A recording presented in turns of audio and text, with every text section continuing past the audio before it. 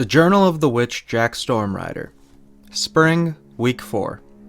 As I was making my afternoon tea, there was a knock at my door. It was a young adventurer by the name of Liam Kent. He was sneezing up a storm and could barely talk through the coughs. I brought Mr. Kent in for diagnosis. He told me he was in the Glimmerwood Grove on a quest to get fairy ring mushrooms all morning. Now that I think of it, why do these adventurers always come at tea time? Like, really? 2 of them now, and it's always when I'm making my afternoon tea. I don't understand. A mystery for another day. Case 4. City Kid Problems. Patient name, Liam Kent. Job, novice adventurer. Ailment, pollen pox. Reagents needed, gull drake guano, and pixie fur. I decided to make some tablets for Mr. Kent. They should alleviate him, and he'll have extra for any more quests in the grove. I pulled my hood up to face the light rain that had started and made my way to the mountain. While surveying the area from my preferred vantage spot, I spied some very rare glacial moss.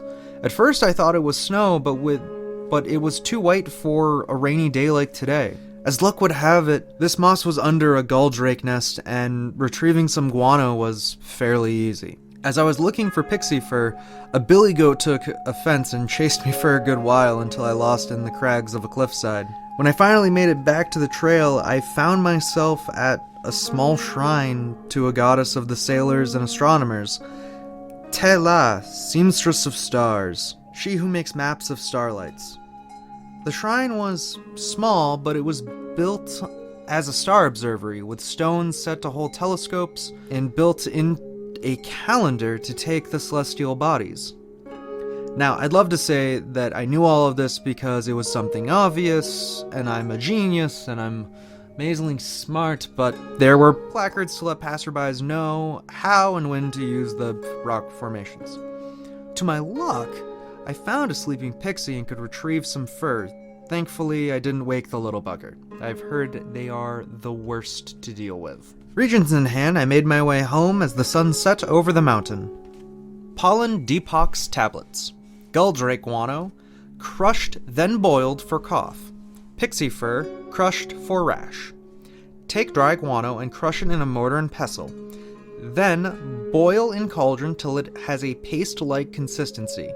Crush pixie fur and then add to the guano paste and knead them together. Let cool and harden, then cut into tablets.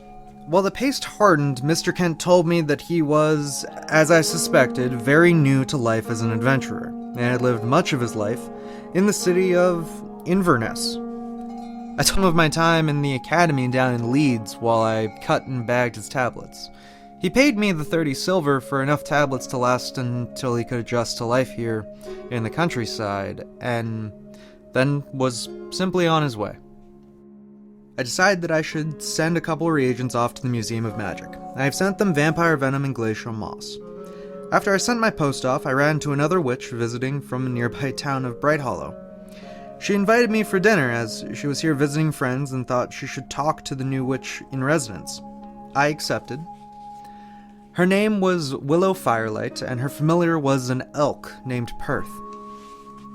We talked about the village and each other. It was nice to chat with a colleague for once in a long while.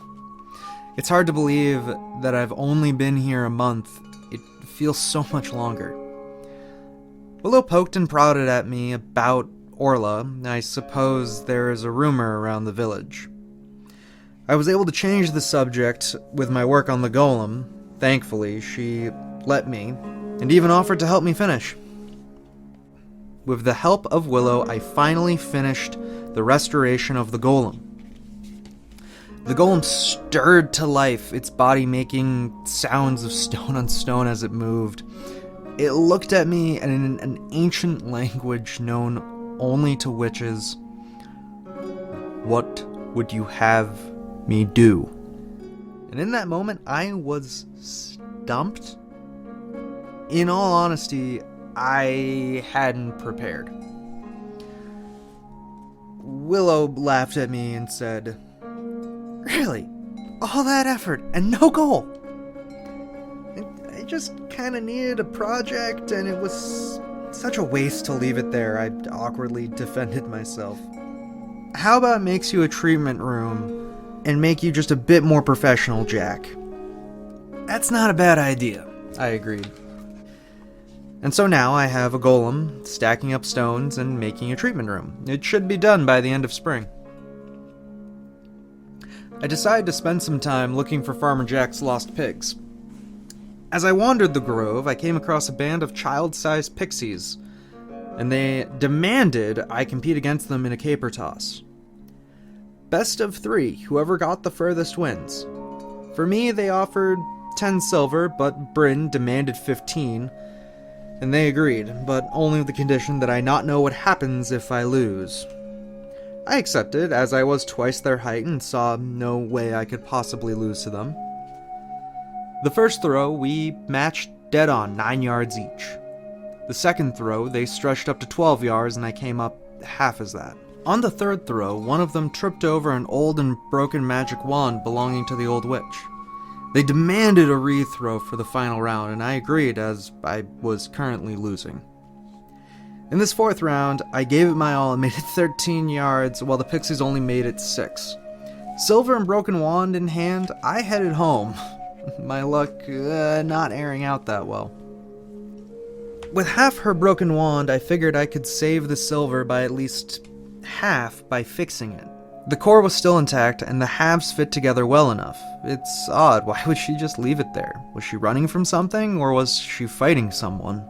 The core is made of cold rust, a reagent I haven't come in contact with in my time here yet. The wood is from mahogany, found in the Hero's Hollow. Very odd. Its haft is almost likened to a sword, as if the wand was made for duels. Using some sap and small branches from my nurse willow, I fixed the wand back together. I lack a moon dais, so I spent the 50 silver on crystals to use with the shrine of Tala. Since the wand was already imbued with power from the moon, it really just needed to be reset and reconnected in a way. It was a bit tricky to set up, but I got it to work, and now I have a wand. The old wand seems to want to point to cold rust if I let it hang on its cord, so if I need to find an artifact in the hollow, then this will be quite handy. I allowed Brim to choose the wand's name. They settled on Cold Hollow. I decided I should keep looking for those missing pigs and set out by the Meltwater Lock this time. With luck, I found one of them stuffing its face with truffles. Farmer Jack was quite happy and said if I found the other 4 by the end of spring, he would send one of his lads around to make a new garden plot for me. I suppose I'll need to keep a better eye out now. End report.